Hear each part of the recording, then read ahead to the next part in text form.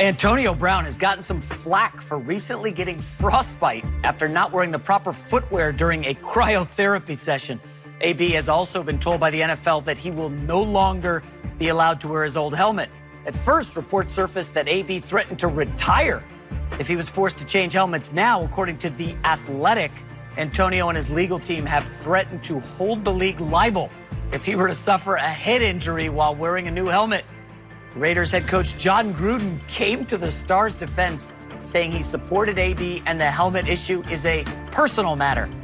We're now joined by former NFL coach Jeff Fisher. Oh boy, Jeff, fun topic right out of the gate. Yes. Despite what John Gruden said, do you think the Raiders actually regret bringing in Antonio Brown? Not at this point, no.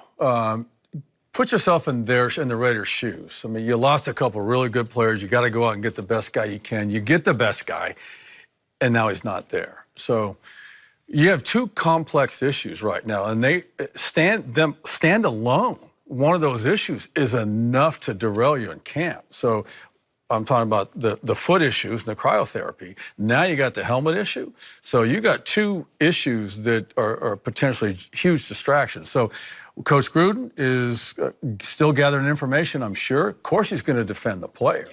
Yeah. And he has no choice. But, you know, let's just hope for their sake that in a couple of weeks he's back to doing what he was brought there to do, and that's catching passes. But in the meantime, he's not. So with each passing day, there's going to be more and more stuff that you're going to hear out of there. Has Antonio Brown, to me, is like, as what they call in the TV business, jumping the shark. There was the episode of Happy Days where Fonzie's in a leather jacket and he jumps over a shark. And what I mean by that is, every time he does something, no matter what, people go crazy about him. You know what I mean? Like a helmet is a personal thing. If you put on a helmet and how it feels to you, but people make it, oh, see, you shouldn't have got him. Look at this guy's complaining. It just seems like people forget about what a great football player he is. Well, again, hopefully this stuff is all behind us and he starts making plays for the Raiders. But keep in mind, I mean, the helmet is a serious issue. In the league, I mean, as you know, Greg, I mean, you get fined for having your socks too low. Mm-hmm. You're talking about a helmet now, which is a precious piece of equipment, which is collectively bargained and regulated, and all these rules are put together between the Players Association and the Management Council, and this is what you do and this is what you don't do. Okay, so, but he wants to do something different. So that'll get taken care of, I'm sure, one way or the other, because it's all in writing. Mm-hmm. That'll get resolved. But you also have the issue with the feet. And to me, that's an issue. And now add Hard Knocks to that and what they're trying to let in and let out. I've been there. I've done that. I know what that's like. So, you know, John has no other choice other than defend AB right now. And hopefully things get worked out. But the foot thing is different. Yeah. You know, I mean, you know, NFL facilities have trainers and head trainers and rehab people, nutritionists and recovery people, and they are really good, for the most part, at what they do. Yet, for some reason, you're going to go across the pond to get some kind of magical fountain of life thing before you go to camp, and then you're going to fly back? But doesn't all that make it, Jeff, surprising that he would defend Antonio Brown? This is a veteran. Rob said 31 years old.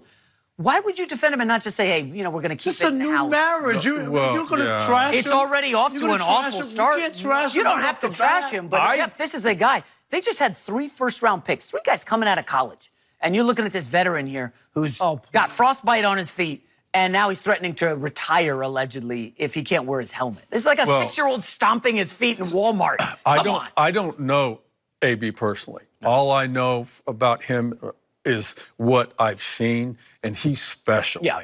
I mean, he is a game changer, okay? So I'll defend him until I get more information. You know, you have to give him a chance to get both these things put behind him and do what he was brought there. I mean, this is a guy who, again, he's playing with a new quarterback, new system, new offensive line, new signals, new coordinator. It's a lot to take in for a guy going across the country. Now he's nowhere to be found. It's a lot to take in, and I will say the reason why I'm in support of Antonio Brown when it comes to even the helmet, and I get it.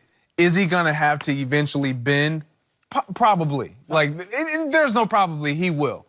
But the feet, the chirotherapy, like that's him just continuing to stay on top of his body. You talk about, you know, we got 3 first-rounders coming in, and here we have this veteran guy who's doing. There was not another guy you would want to witness his work ethic in the offseason with his quarterback there every day. Like, we didn't hear about Antonio. See, this is the problem. This is the problem that I have is we'll talk about all this, but he wasn't not there during OTAs. He was present. Yeah. He was present. He was there every day doing what he needed to do to make sure that he was training. He was developing a rapport with his quarterback early.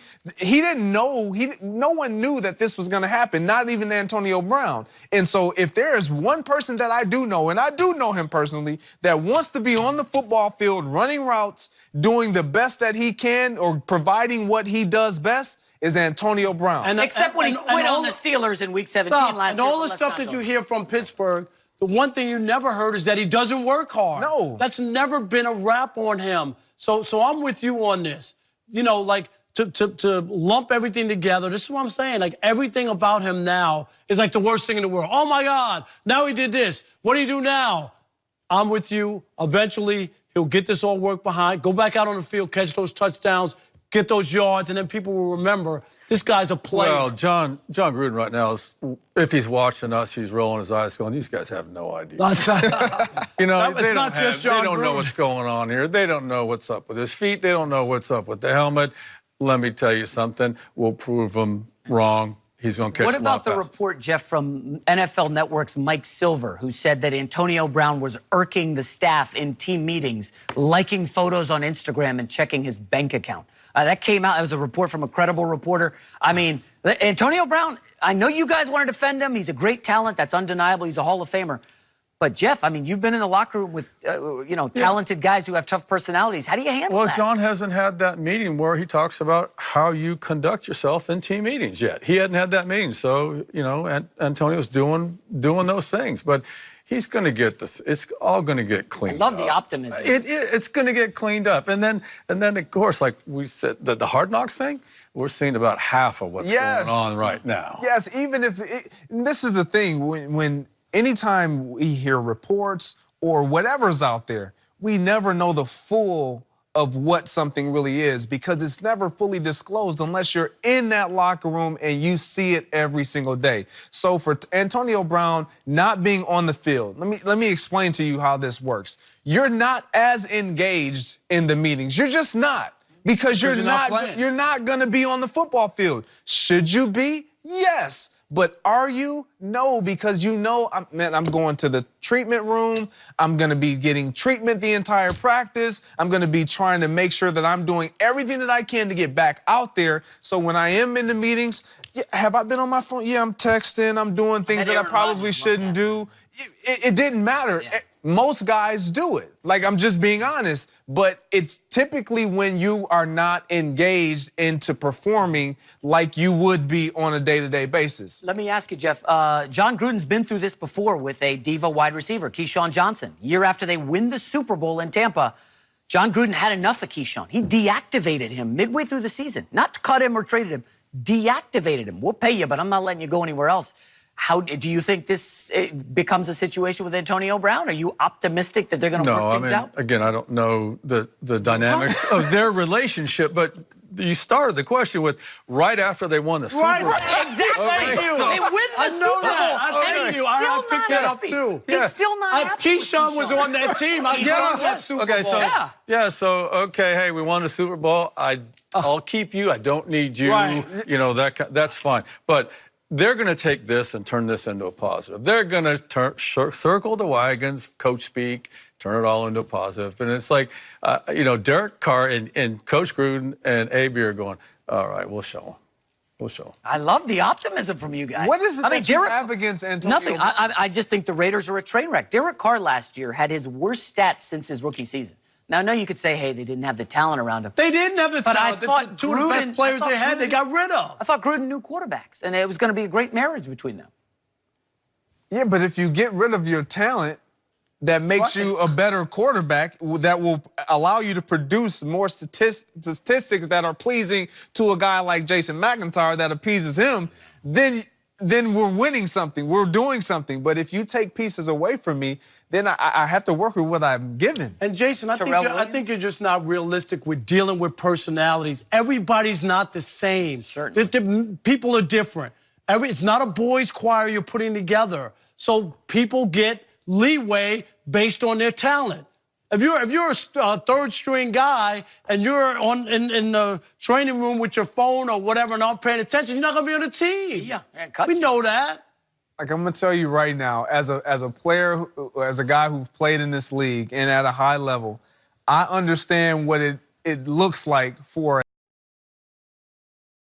The other thing is, back to Derek Carr, his offense is not quarterback friendly.